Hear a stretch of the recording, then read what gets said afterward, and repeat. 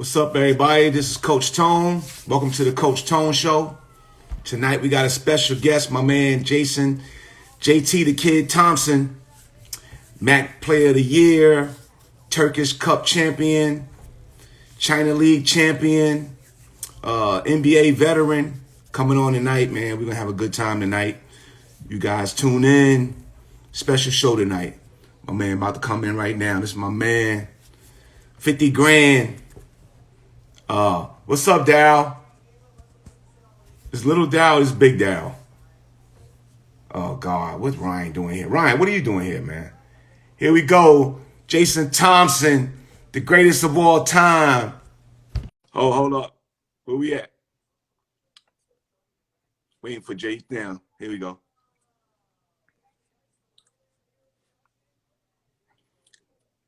Got to cue in his, oh, wait a minute. Hold up. What happened? Do it again, Jay.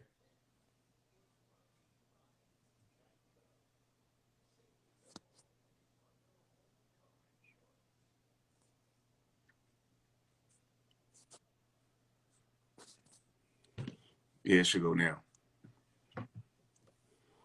Once again, Jason Thompson, NBA veteran, Turkish champ, China champ. Ah! Yo, what up? Hold on.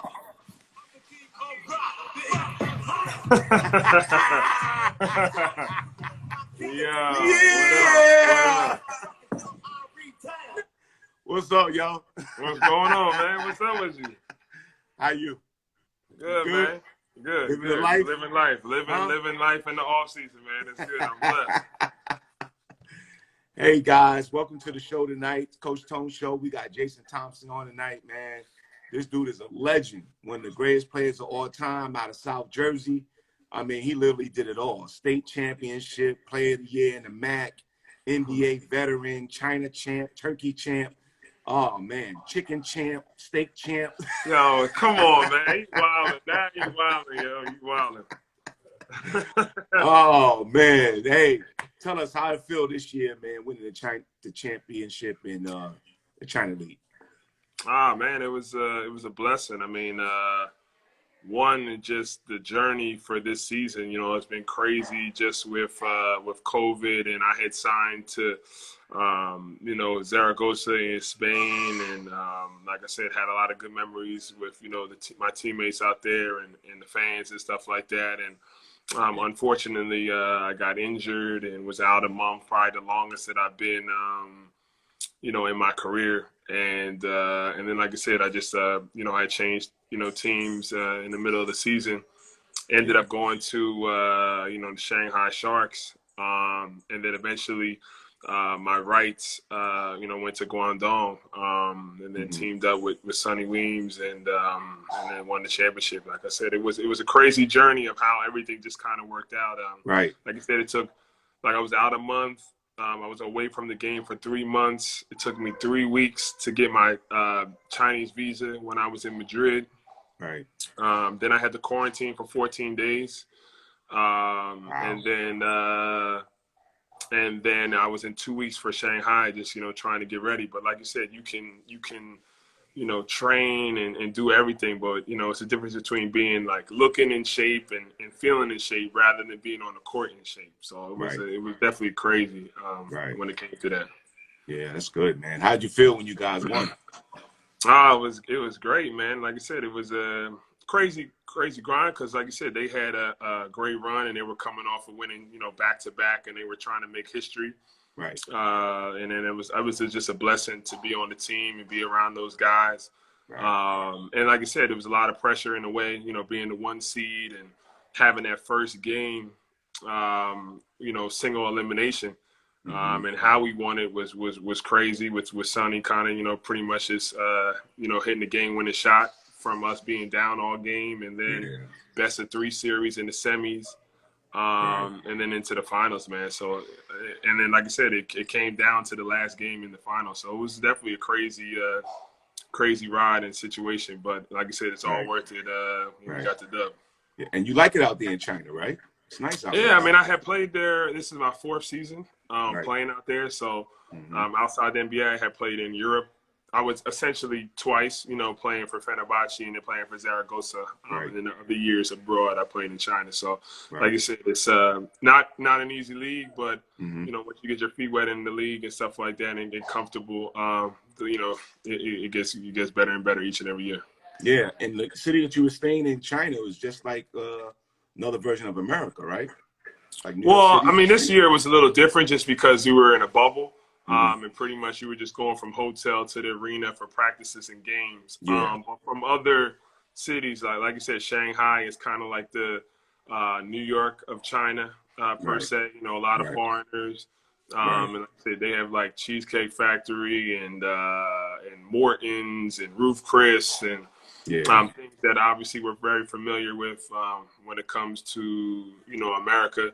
And other things as well too is very similar. So it's good. You got one of your biggest fans on here right now, my man Kyrie Chen, who's from China. And he comes in, he trains with us. He's one of the trainers that come down to the gym with us at the field house. Jonathan Kazababu's guy, and he's from China. His name is Chen, man. What's up, Chen? What's up, Fedna? What's going on? What up? I see Fedna. Hey, Fedna. What's up, Fold? There go John right there. I just talked you up. Yeah, what's good? What up? What up? What up? Talk John up, man. Yeah, and the China League is a good league. In the case of compared to some of the other European leagues, where the league isn't that long. It doesn't last 9 to 10 months. It's only like what 5 or 6 months, something like that. Yeah, it's about you would start probably in September, October, and then you finish around March. Or something like that. So it's friendly when it comes to, especially later in your career or just depending. But like you said, the rules are just a little bit different. Over the years, you have usually 2 foreigners. The first and fourth quarter you play or by yourself, as a foreigner on the court, and then the foreigners can play together in the second and third quarter. But this year it actually changed. Now only one foreigner could be on the court at the time. I would think that's probably a reason of just kind of just developing, the Chinese players and things like that. Yeah. That translates over, for their national team and national games. Right. In that sense. So. Yeah, that's good, man. That's good, man. I'm proud of you, man. I appreciate it. Guys don't know, I've known this man, this young man.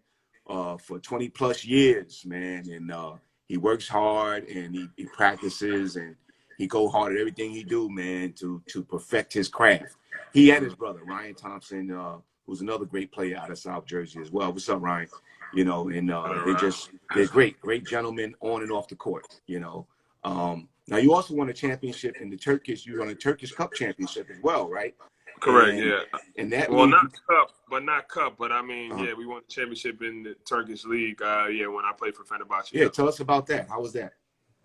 I mean, the ultimate goal, obviously was to win, a EuroLeague championship. We got to the final and lost to Real Madrid when Luka was on that team.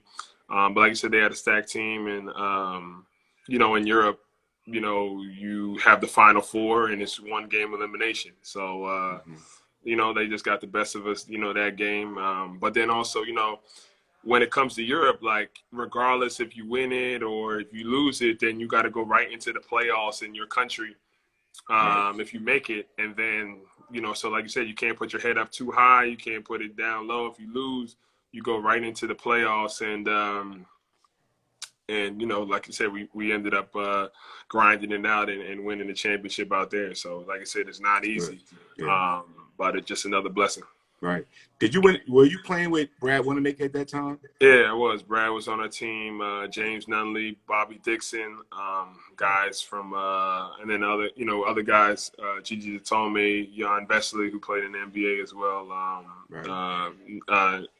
Nicola Melli, who's in the NBA on the Mavericks right now too. So we had a good squad. Right, and it's crazy because your brother played with Brad Wanamaker as well, right? And they won a championship in Germany. Yeah, they won a championship in Germany too, right? Wow. Yep. Yeah. That's a crazy connection right there. Yeah, it just goes in full circle of how stuff goes. And like I said, the basketball world, regardless of how big the world is very small. So, like I said, you just have those type of connections, and eventually, you end up, playing with each other. on the Right. same team. Scooty Randall just came on. What's up, Scooty? What up? What up, dog? What's good Bring with your you, butt man? home, man. Hey, you got playing and winning. Get next and then come on. You don't ever be in a rush. What would you say a comparison would be between European basketball and American basketball? You mean like The differences. European basketball and NBA basketball? Yeah. I mean, I would say a little bit now it's getting somewhat similar just because, back then there wasn't that many players from abroad coming over and things like that. Now I feel like it's starting to balance a little bit more. Right. I mean, obviously, if you talk to people, they're going to say that guys in the, NBA are stronger and faster and, and have that type of experience. For the most part, it's all good. We got Bella here. Bella, wave to everybody. Say hi. Bella! But for the most part, everybody, like you said, like NBA, like you said, the speed of the game, and this and the third. But like you said, Europe and EuroLeague basketball is not too far behind, I would think. The ultimate goal is to, the highest level is the NBA, but guys are high level as well, athletic. They know the game, X's and O's. I would just say that probably in Europe it's a little bit more slower pace rather than NBA has more space, faster pace. They want to shoot more threes. Rather, I think in Europe it's more, post-ups and mid-range and things like that. Shout out to Sharon Thompson and Chuck Thompson. Those are Jason's parents, who are two of the greatest parents in the world. They literally put the ball in his hands, him and his brother. They put the ball in his hands and helped make him, the great man that he is today, And yeah, that's great, man. The comparisons of basketball between European and American basketball is astounding. And you see more Europeans coming over here now to play basketball as well. You know what I mean? What you think is the differences between today's basketball, the new generation, and old school basketball, back in the days here in America? Answer. Bob Bella. Ask that question again, my folks. And that's Jason. That's Jason's niece. He's an uncle too. For sure. What's the difference between today's basketball, the way basketball is being played today in America, compared to like in the old days with, Kareem Abdul-Jabbar and Wilt Chamberlain, Malone, and those guys? Most of the bigs, like the fives, were legit fives. They were 7-footers, 6'11". Right. And you had to have a post game. You had to have some type of mid-range game and jump shots. Right. And like you said, those bigs were supposed to do those things: block shots, rebound. Like it wasn't a plus. Like that's what you got paid to do. Right. I think. Nowadays you have, guys that are 6, the PJ Tuckers of the world of, I'm not sure his height, but, he's playing center and guys that are 6'6" and 6'7", that could not guard, those Patrick Ewings and Mutombos and guys like that, legit centers and stuff like that too. So, like the game has changed at the pace. Like I said, I think that Steph, how he plays opens the floor up, shooting threes. And like you said, guys can take 2 steps out, past half court, and they're hitting shots, like with ease, before, guys would only take, 2 or 3 threes a half. Now, guys are taking 2 or 3 threes every 2 minutes or every couple possessions or something like that too. So, like you said, the game has just changed. It's not saying it's for the better or for the worse or anything like that. But like you said, you just got to kind of change the styles up a little bit. And I would say that's the difference between old school basketball, where it's grit and grind into the paint more, rather than now with, more threes and pick and roll and throw for lobs and things like that. Right. And like some people may not know this about you, but you started out playing with your back to the basket. And there's times where you faced up a lot too.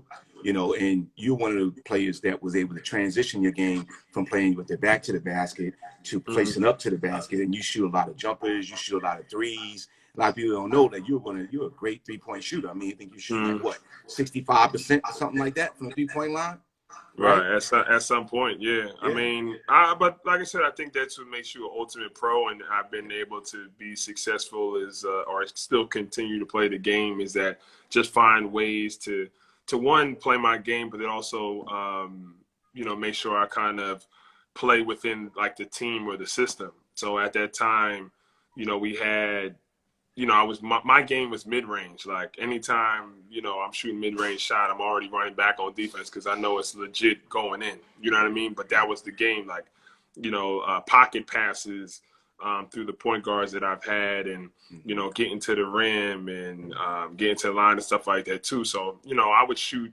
some threes here and there usually later in my career. But like you said, it wasn't, like most of the guys that shot threes wasn't really going into the paint more. Now it's more of a balance and things like that. So then once it started becoming more of a balance, and that's when I kind of like changed my style up a little bit. But like I said, most of the time it was more into the paint, high field goal percentage, get to the line, get the other big in foul trouble, and just play like that. Right.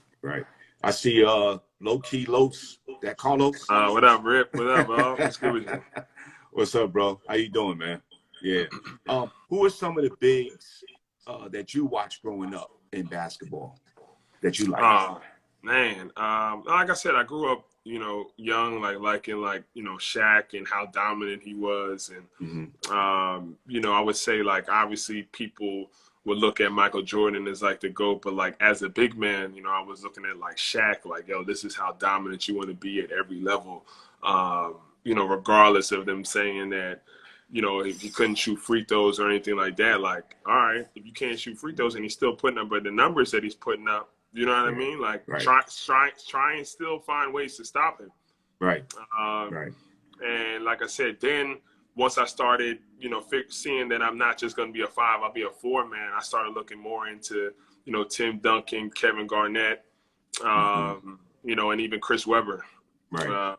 And those type of games and how they play the game mid-range and how their footwork and how they were defensively and stuff like that. Very fitting, like, this weekend, they're getting inducted into the Hall of Fame, man. That's true. And rightfully so. So, guys like that for sure, I try to, find parts of their game. And then, like I said, it was crazy because I'm playing against these guys too. Like, what I mean? Right. 21 years old, going right into the mix. And, everyone always asks me who's the toughest player that you got to play against. And, me getting drafted to Sacramento, I'm playing everybody in the West. Right. So, I'm going against him. I'm going against KG. I'm going against, Blake and DeAndre one night. I'm going against Zach Randolph and Marcus Sol another night. Now, this is all in my division. Right. You know what I mean? Back then it was Dirk and Tyson Chandler, and then it was, David West and somebody, the list goes on. So, like I said, it's just crazy how the games has changed. Yeah. Well, your game is perfect for the NBA because not only can you shoot the ball and not only can you play with your basket back to the basket, but you're an athletic big as well. There's not a lot of guys that are really athletic. I remember Will Chamberlain is one of those athletic bigs who knew how to run the floor. And you're great at running the floor. I mean, you have a lot of speed and a lot of explosion, with your athleticism. And there's not a lot of bigs that have that, which makes you unique and a great player as well. You know what I mean? And that's one of the things I like about your game is because you're able to run the floor and you're able to score and you have a high IQ of basketball if guys didn't know that. But tell us what it was like, man. Being the number 12 pick in the NBA draft back in 2008. Was that 8?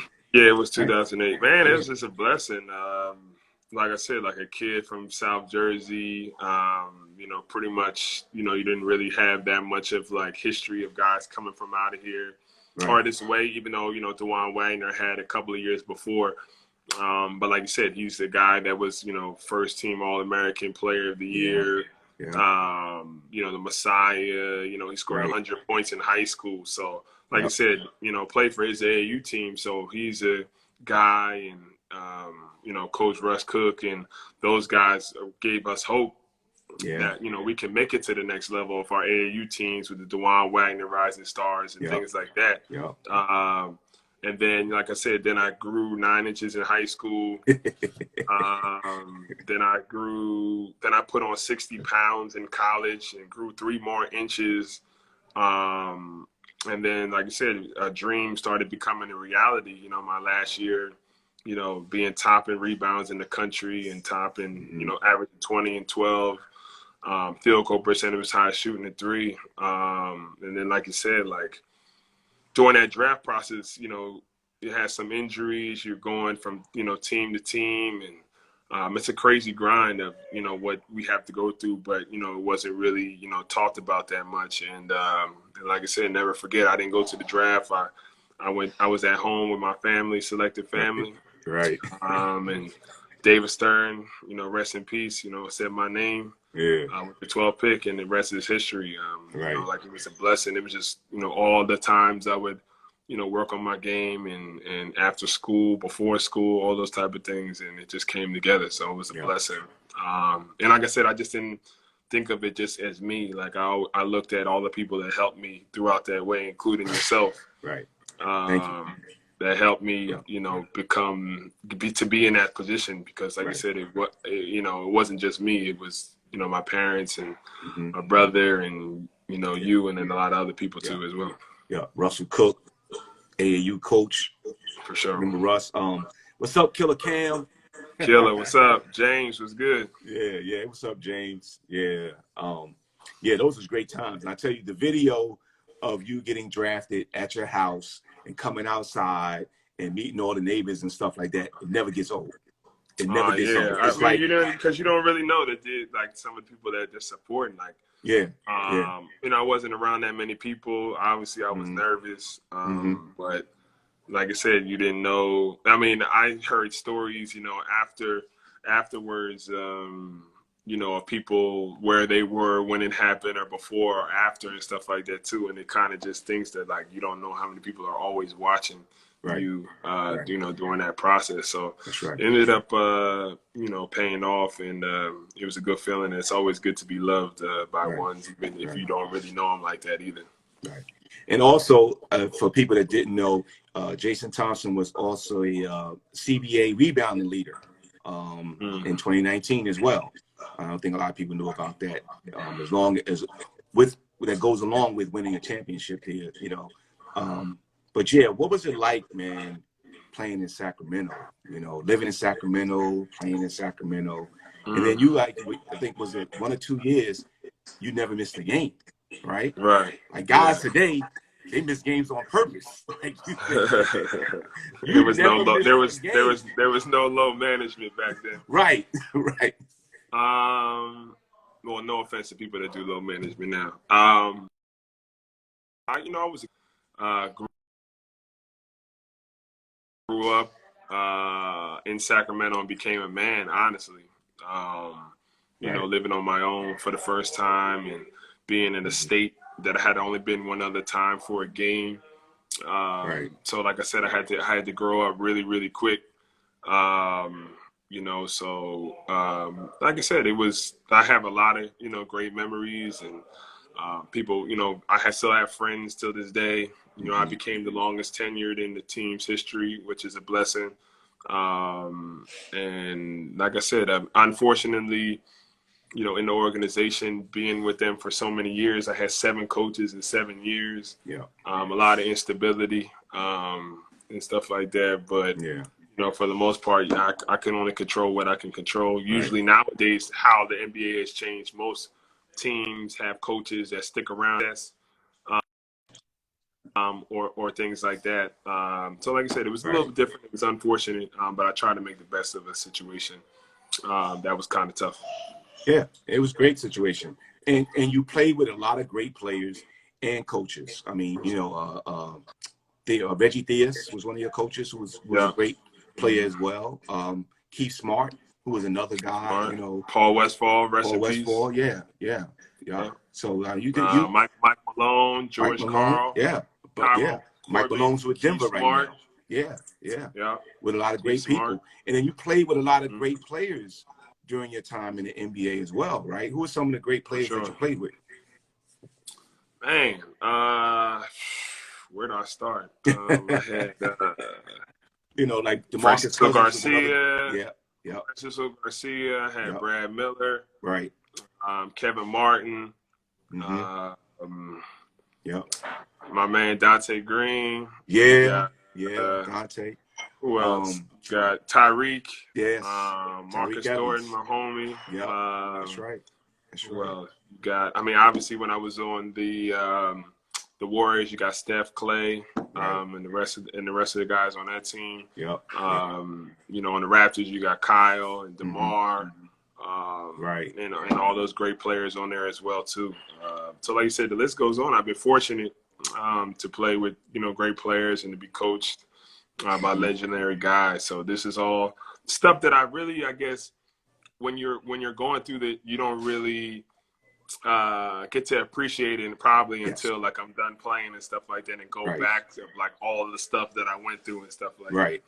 that. Right. That is true. That is true, man. That's why they say to stay in the moment, you know, and appreciate every moment of your life and everything that you go through in your life. You know what I mean? Like when you were playing, and you still play now, but when you play, you listen to music before you go to a game, right? Or you go when you warm up. For sure, for sure, like, yeah. What are the stuff that you listen to?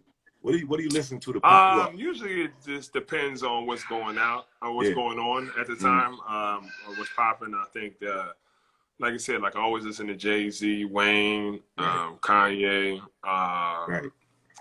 you know, J. Cole, Drake. Yeah. Yeah. You know, if there's something that just came out of a single, just came out, I'm listening to that. Sometimes I'm in the mode of you know, listening to some like, you know, some Biggie and Pac. Right. Right. You know, and going back in the day with those type of things too. So it just depends on the vibe. Right. Staying locked in, got my pods in before the game. Yeah. And But you just love hip hop. Yeah, of course. Yeah, R&B, hip hop. Yeah.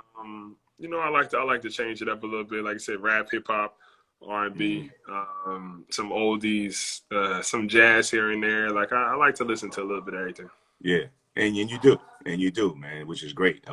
You see any difference in hip hop today from like hip hop in the '90s? Any difference? For sure. I mean, yeah. I mean, it's like I said, it's a different style. I think just everything is just changing. You know, with social media, Yeah. and the new artists that come out, they want to just kind of relate to the new things of the kids. Like nowadays, they don't want to, you know, swagger jack, I guess, you know, the OGs, you know, from before. So like I said, the style is going to change. But I mean, and to them, they're like, you're either going to like it or you don't. Right. People are still going to like it. And like you said, if you don't like it, then listen to oldies. Like, you know, listen to your Apple Music or Spotify or, you know, whatever you want to listen to, honestly. Yeah. Van said, what do you snack on before the game? It's a good question. I guess it just depends on when. Like, obviously, we have a pregame meal and stuff. Right. So, like, sometimes it'd be like some chicken with some rice or something like that, like something light with some fruit. Right. And then, like, in the locker room, they'll have, like,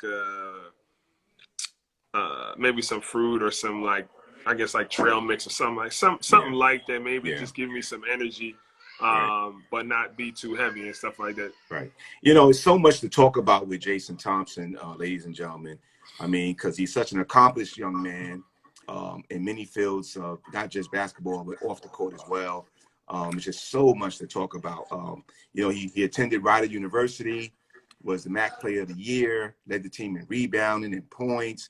He got a court named after him as well. I mean, this man has done so much, man. What was it like for you playing at Rider University with your brother, you know, all those years ago? I was blessed, man. I was just, you know, just flattered that he would want to, you know, go to the, you know, same school I went to, and fortunate enough that the coaches would, you know, recruit both of us to play together because, you know, we played a few years in high school and had success, and also, you know, on AAU teams and other summer leagues where we, you know, play together and things like that. So Right. I tell the story all the time that I was trying to, transfer. Even though I love riding to death, I was, thinking about transferring my sophomore year. Yeah. And then, like I said, the deciding factor was my brother coming there. I'm sure they probably had something to do with that as well. Yep. Thank God you didn't, man. Like Thank I said, God. it all worked out. And Right. Right. like I said, it's I'm sure even my parents loved it too. Like that they loved the fact that they had both of their kids close to home. We were 30 minutes away from home, and right. Like you said, we had a good 2-year run playing together. Sure did. And unfortunately, he got a concussion in the tournament, and then we would have, went to the tournament together, NCAA tournament. But like I said, stuff like that just happens. Yeah. And you did your thing in that conference championship. You was killing us. Double. I mean, that's what I'm saying. I had to be able to. Then when the brightest light, I had to show the scouts and stuff like that I was ready to go. Shout out to Bags and Karen and Don, the guys that were there, that helped you along the way at Ryder. And what was the coach's name again at that time? The head coach? Dempsey, Tommy Dempsey. Tommy Dempsey, yeah. Shout out to him too, man. They did a great job as well, and some of those people are still there doing good things at Ryder. You know what I mean? They don't have as much success they did when you were there. But they're still a great program. It's still all love, man. Yeah, it is. It really is. And like you said, their time is coming as well too. So which is great. We're looking forward to them for the upcoming next season. Right, and Jason Thompson set a whole lot of records at Ryder. You know what I mean? And just one of the great players that came out of Ryder University, man, and long time friendships that were made there at Ryder University as well. But I think what's something, too, that people don't remember about you, or maybe some people don't know, that you won a state championship in South Jersey at Leonard P. High School, right? And we had the Hall of Fame Billy Lang coaching us, and had a unique style to keep, us and guys that I went to, in our same grade in order. And had a plan, and like I said, my senior year we went undefeated and won the championship. At 28-0. So it's something that, like I said, another thing where at the time you don't really know how special that is, because then you try to look to see how many teams have done that. Right. Either in the state or in that area, and it hasn't happened. And I'm not sure if it ever is. To go, and like I said, we didn't just go undefeated and lose in the championship. We got the job done on what we did. So I said, it's big ups to Coach and the guys that I still keep in contact with that we were in high school. Yeah, and those are some of the guys that you grew up with that were on that team, lifetime friends that you have. Tell me who some of the guys are that you played with on that team. You got Matt Bentley, who went to Lafayette. You got Craig Peters, who went to NGIT. Yep. You got Sean Green, who went to Rutgers Camden. My brother, who went to Ryder. Right. Then you got some other guys. Fogey. Yeah, James Fogey, who went to Rowan. Yep. And you got a couple other guys that Matt Wolf. Matt Wolf, Matt Wolf. Who's the coach at Leonard P. now, right? His brother. Right, okay, right. Yeah, it was Dan Wolf. Dan Wolf was on the right. team. Yeah, and Dan now Wolf Matt is the coach now, right? Matt is the coach. Yeah, so a bunch of guys that were key guys on that team. Right, and then you had a retirement ceremony there about a year or two ago too, right? Yeah, it's actually before or right around when COVID had hit. In Europe and abroad, they retired my jersey. They retired my jersey, and that was a blessing too. That was special, man. I never thought that I would go to, that high school and think that that I would ever get my jersey retired. So I was just trying to, have success and be able to have fun and do well with my friends. And, like you said, it's just great that everything just comes in full circle, man. I'm really, really blessed and humble about all the stuff that I accomplished. You had another jersey retired, too. In college, right. Yeah. So after my rookie year, when I played the Sixers, I came in and got my jersey retired. So it's a blessing, man. It's really, really, really, really blessed. Yeah. It really is. You're right, man. It's Appreciate you, awesome. Scooty. Awesome. Appreciate you, Yeah, hey, Scooty. Scooty. Yeah, yeah. It's great. And so some of the other Even things though that people Temple didn't want to play us in the during the season, man, didn't want to play us, man. That's a whole nother story, man. But we won't go there. I don't know what grade you would have been my senior year, but they ain't want to smoke. But you was recruited by some of those Philly schools too, Yeah, right? for sure. Yeah. I went to John Chaney, rest in peace, John Chaney Sunny Hill Camp, and Right. we played against the Philly schools. So we played against LaSalle. We played against Drexel every year. Right. But for some reason, man, couldn't get Temple. Man. But we played Penn. Right. Couldn't get Temple. It's all good. Wow. That's crazy, man. Like another thing that people don't know, and some of you guys do know, but Jason does a lot of great things off the court in the communities, not just in the Jersey community, but out in Sacramento. He's done work there in other states, around the country. He's always doing work with the young kids and helping the young kids, with different school supplies and, other events during the holidays and stuff. Talk a little bit about what you do in the communities, with your organization. Yeah, so my second year in the league in 2010, my cousin Tiffany Carroll had passed away with a certain heart disease, hypertrophic cardiomyopathy. And it was a sudden tragic moment. And, I just know I always wanted to give back, eventually, at some point, if I ever had that type of platform, and what a better way to relive her memory. So I teamed up with the American Heart Association and trying to focus on heart health. So we've been doing different events and things to raise awareness and money to help with that, for kids and young adults to avoid obesity, diabetes, and, just heart health. Right. So we had a summer soiree a couple of years ago before COVID that was very successful. We're going to try and keep that going. And then, like I said, with the hat you got on, Live Like JT is That's like right. a branch. That's It's right. a branch. It's a branch of the foundation, and that's pretty much an organization that speaks out to kids and young adults. It pretty much just gives them the platform to be able to live their dream and speak up and speak out. So during Thanksgiving, I have a Thanksgiving turkey drive and Thanksgiving dinner that we give out. Yep. And I've been doing that for over 10 years, actually over 12 years. And this year was the first time we had more than 5 locations, or 4 or 5 locations. Right. Shout out to Donna, my manager, the author, hey, Donna. that helps out a lot with that. Yes. And that was a lot of success. And there's, like I said, a lot of family and friends and volunteers always help me out, which is overwhelming, and it's a blessing. Also, for Christmas, we have like a shopping spree that we go to like a Walmart and have like $150 to $200 to certain, like over 50 to 100 kids.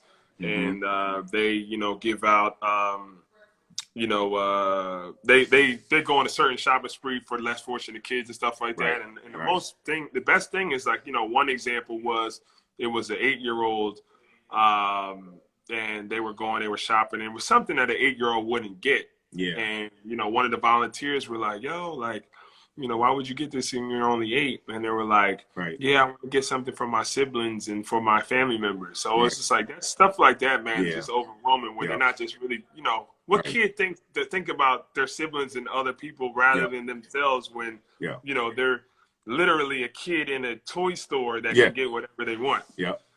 So like I said, stuff like that just. And what you got coming up this year? Oh, yeah. So this weekend, May 22nd, I have a bike giveaway. Which I annually do.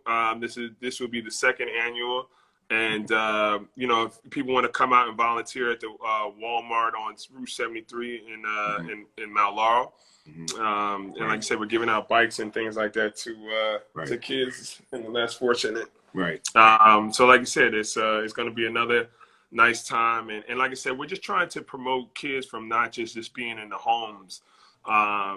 Teaching them to exercise and be healthy. And obviously all the stuff that we're going to be doing is going to be COVID friendly, you know, wearing masks and things like that too. Right. So, you know, people wants to come and help out. We'll be at the Walmart in Mount Laurel. And what about the camp this year? Yeah, so like I said, we're trying to see how New Jersey rules will be with the certain amount of kids we had, because over the years we have over 300 kids. But if, you know, COVID friendly and stuff, we're trying to see how many kids we can have. And so, like I said, we'll keep updating. You follow Live Like JT on Instagram, and or on my page, JT the Kid. You could be able to get more information and find out for the dates and information. Yeah, that's good. Jack up so we can see. Yeah, funny, man. Man, this dog got hit an iron, man. Yeah, that's hilarious. That's hilarious. Andre tell me that all the time. Iron your clothes.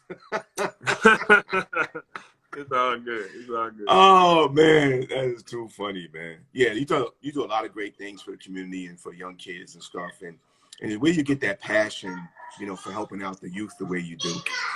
It's a good question. It's you know what, my grandparents who was very based out of the church in Tabernacle Baptist Church in Burlington, New Jersey. You know, I would help my grandmother out all the time with like soup kitchens and things like that. And I remember how like great of a feeling I left, even though, you know, I wasn't that much fortunate or whatever, but how great of a feeling I felt about just helping them out. Like, and seeing how happy they were when we were helping them. So I was like, anytime, when I grow up and I get older, if I can be able to, you know, succeed and be successful and have a platform, then I want to be able to get back at some point. And God put me in a position to be where I tried to be. And ever since then, I've been trying to, you know, just give back and just be blessed. You know, I don't ever try to do something for the notoriety. I just do it, you know, from the bottom of my heart. And then sometimes I post it because other people want to help as well too. And you know, like I said, I just don't do it for the likes and the clicks. I do it because I actually want to help people and see people changing. Right.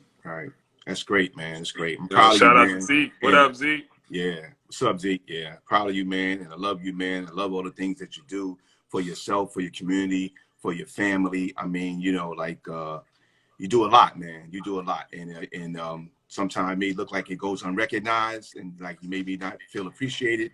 But man, like, you know, I appreciate all the things that you do, man. For me, the way you help your family, the way you help your friends, the way you help strangers. I mean, it goes without notice, man. Like, it's just great, man. I mean, I just can't put it into words that the things that you do that's good for people in the community, man. It's just it means a lot. Appreciate that. Yeah. So yeah, you know, I don't really like going too long. I know people like go hours and stuff like that. But man, like, I mean, I could talk to you all day. For sure. You already know, you know what I mean? But I definitely wanted to point out the highlights of the things that you've done and the accomplishments that you've made that some people didn't know about you. But before we go, I want to ask you a couple of questions about basketball. Yo, Matt Bentley in the building. Yo, what's up, just Matt? talking about Leonard P, man. Yep. What up? Just Mike talked Nunn about was good. Yep, exactly. Was good. Quick couple of questions before we go. Your greatest players of all time, NBA players of all time. Man, oh my God. At any position? At any position. Ryan said, Mike. He all right. Mike, of course, Mike. Michael Jordan. Kobe. Yeah. Shaq. Yes. Magic. Yes. Wilt. Yeah. Wilt, man. Yo. And Larry. Bird. Yeah. Hey, Bird was nice. Yeah. I mean, like I said, I'm trying to think of like the certain positions and stuff like that. But right there, those come to mind. I mean, I'm sure I can you know, add Yeah. some others. But Man, it's people don't it's, it's tough. realize. It's tough to do because, like I said, I left Yeah. out Kareem. Yup. But like I said, Akeem. I mean, yeah, exactly. But it's just Yeah. tough because, like I said, Yeah. Wilt was so dominant, man, and Yep. everybody. And like I said, I can say Bill Russell. Yeah. Um, Yeah. you I know, mean, and it's then crazy because when guards, people I can have. go Isaiah. I can go Yep. Isaiah. You can say Love Magic. Isaiah, man. I love Isaiah. Obviously, with the three men, you can go. Yeah. You know, Dr. J. Yep. You can go. Yep. You know, Bron. Iverson. Oof. Yeah, I said AI. Oof. You know, with the four man, you can go KG. You can go Tim Duncan. Right. Right. You know, Right. and like I said, with the fives, you can go Shaq, Kareem, Wilt, Bill Russell. I mean, it's funny. I mean, like, it's crazy. It's funny because some of the names that you mentioned, you have a little bit of their game in your game. You know, like you run like Wilt. You know what I mean? You play like KD. You know, you shoot like Bird. You know what I'm saying? You got moves like a king. You know what I mean? Like you got a little bit of everybody game in you, man. You know what I'm saying? And even handle, like you don't even know. Jason Thompson can handle the ball. Jason Thompson used to be a point guard, right? But like I said, I think some of that sometimes, like I think the league is a little bit like similar to what I probably would have been wanting to be in when I was coming out of college. Right. But you know, it's like I said, I think you know God doesn't make mistakes. So the timing I got into the league and had to adjust, readjust. You know, was like I said, was a blessing at the time. But like I said, I mean, I like you said, I like to get rebound, run, handle the ball, dish, and all that type of stuff. When at that point, you know, that was like, oh, this is guy's a 6'11" with, you know, with skills. And nowadays, everybody 6'11" can do that now. So it's not even a wow factor. Yeah, it's like, you know what I mean? Yeah. So but not everybody can play like they 25, like you. Yeah. You still play like you're 25. It's a blessing, man. I mean, like I said, next year will be year 14. So I mean, if you would have told me when I got drafted that I'd be playing over 13 years as a pro, I wouldn't know what to say. So just for me to be able to still playing, you know, it's a blessing, man. Yeah. And also, your AAU team won a championship. Yeah, not the national championship, but the team, Rising Stars. We had guys, Kyle Hines, who's been dominant in Europe, has been to 9 straight Final Fours, man. So big ups to that. Shout out to Cal. Shout out to Raw. We had Sharon Fisher, who was Niagara. We had Al Fisher, who played for Townsend and James Madison, to name a few. So like you said, we had a bunch of guys, man, that was really good on that team. 5 top players out of South Jersey. Ever? Oh, I already know who's number 1. DeJuan Wagner. There you go. Right. Yeah. I mean, but like I said, like I don't know about the OGs, like, cause then people would tell me to say like Milt. Yeah, Milt was good. Like, and then didn't Will Chamberlain play for Overbrook in Jersey? Yeah, no, in Philly. In Philly? Oh, okay. Yeah. So then, but then people would say like Shaq is from Jersey. Yeah, but he was from Texas. Yeah, I mean, he was born in Jersey, but he played high school in Texas. Yeah. Yourself is up there. Yourself humbly from South Jersey. Kyrie's up there. J.R. Smith. About from South Jersey. Oh, South Jersey. Yeah, South Jersey. Well, it's J.R. I would say J.R.'s from South Jersey, essentially, like Lakewood, South, Central, South. But did he play down there? Oh, I guess St. Benedict's is north. Then I guess, Shout out to my homie Cameron Warner up there. He is a South Jersey legend. I would say great players would be you. Matt Bentley, a South Jersey legend. My brother, me. Right. Yep. Your brother, you. Yep. Al Fisher, Sharon. Cedric Fisher. Jackson. Yep. Cedric Jackson. Yeah. He was tough. Yeah. He was so into Cleveland State, right? Tim Burns was good. Yeah. That whole year of 2004, because then who else? Paul Gauze. Had Brown City. He was tough. Dre. Yep. Dre Birdsong. Andre Thomas. Yeah, From Andre the city. Thomas. Yeah. That's right. Yep. And my old heads, Charles Stanfield, Clayton Thompson. Sad Smith from Yep. Winslow. Yeah. That's right. We Yeah. was nice. He was tough We was too. nice. Yeah. There's a lot of great players that came out of South Jersey. For sure. It might have been the most that came that signed D1 schools for sure in that the 04 year for sure. Malik Allen. Yeah, Malik Allen too. Yeah, that's my guy. Yeah, who's an assistant coach in Miami. with the Miami Heat. Yeah. Yeah, Heat. Yeah. He was great at Shawnee. He was tough. Yeah. Man, was he tough. Yeah. Man. Yeah.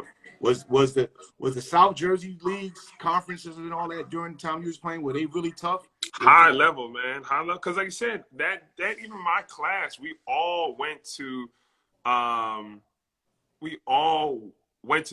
schools. Yeah. You know what I mean? And if it wasn't D1, then like some guys went to D2 and then went to D1 after that and became pros and stuff like that. So I mean, every day like I said, that year we went 20-0. It was no slouches. Like we were playing against high level guys. Right.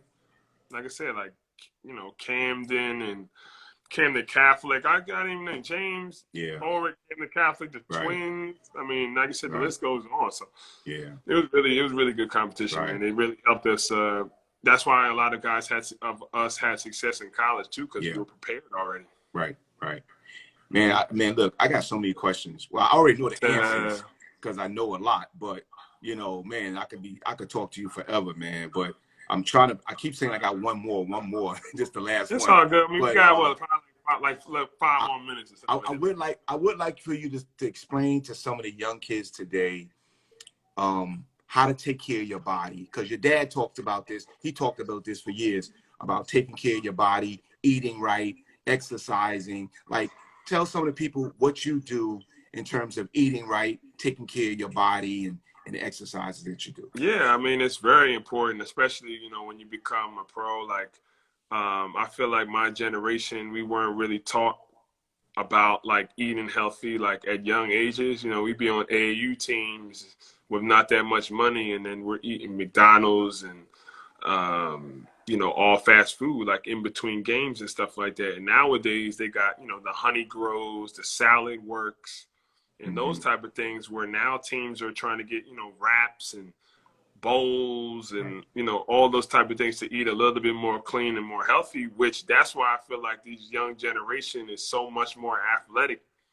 now than we once were. They just have all those type of like, they're ahead of the game when it comes to, certain, things like that. So, I think, like I said, it's very important what you put in your body. That's why I teach a lot about heart health.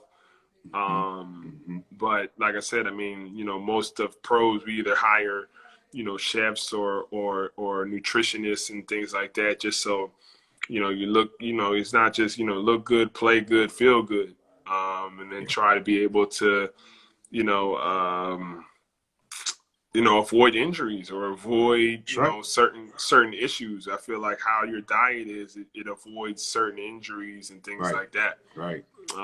Absolutely. So as much as you try to avoid that and try to keep, the longevity of playing, diet and how you eat is very important. Yeah, that's right. And recovery, you do a lot of recovery stuff. Yeah, for sure. Yeah. Like I said, like I came back and I'm in, doing PT of just, some nagging, injuries that I had, and just making sure that I'm good. Ultrasounds, Normatec, cryotherapy, float therapy, the list goes on of these type of things where people don't know behind the scenes, so then when, the lights turn on and the season starts, that you can play at a high level. Right. Absolutely, man. And that's great knowledge to give to the children, up and coming student athletes, for them to learn how to be a pro, because that's very important. And take care of your body, because the longer you take care of your body, you'll play a lot longer and prevent injury. So that's great, man. So for sure. I want to thank you, Mr. Thompson, man, for coming on today, man. You've been great. Like I said, I could talk to you forever, man. You know what I mean? And you did a great job, man. Continue on with all of your success and every endeavor that you come across in life. And we're looking forward to all of your events this year. you know, coming up this year. But I want to close out with this one song real quick. Yeah. That's our theme song. Yes, sir. Yes, sir. We've been rocking that song since Sacramento. King of Rock, for yo. sure. King For sure. of Rock. That's what's up, man. That's a classic. Yes, and sir. we'll always keep playing that song all day. Yeah, man. Thanks a lot, bro, man. All right, man. Glad Appreciate you having me. Welcome back to America. You know what I mean? It's good to be back, man. It's good to Tell Ryan I said he a punk. He heard you for sure. I know. And you about to get a call right now. You about to get a death threat right now. All right, bro, man. Talk to you later, all right, man. I'll let you later. All right, yes, sir. Later. Yes. Yes, sir. That was Jason Thompson, NBA veteran, China champion, Turk champion. Great to see him back home and doing well for himself. And this is the Coach Tone Show. I'm Coach Tone. See you guys next episode. I'm out.